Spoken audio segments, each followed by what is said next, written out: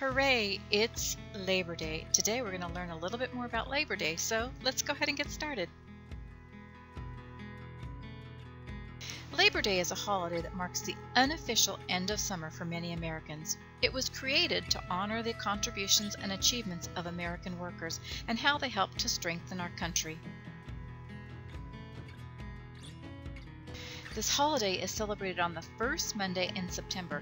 It is celebrated in both the United States and in Canada. Labor Day was first celebrated in New York City on September 5th, 1882.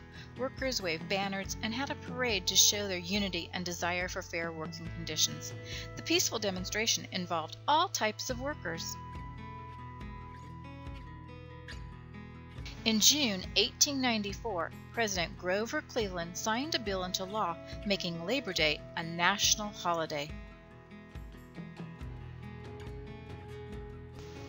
Early Labor Day celebrations consisted of street parades followed by recreational activities and picnics for the workers and their families. As the years went on, the celebrations usually included speeches by important people.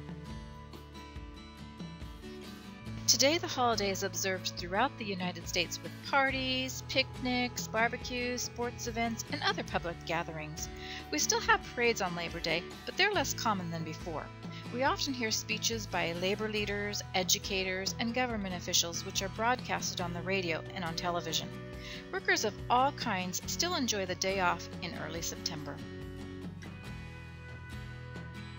For children and young adults, this holiday is a reminder that, for the most part, summer is over and it is time to go back to school.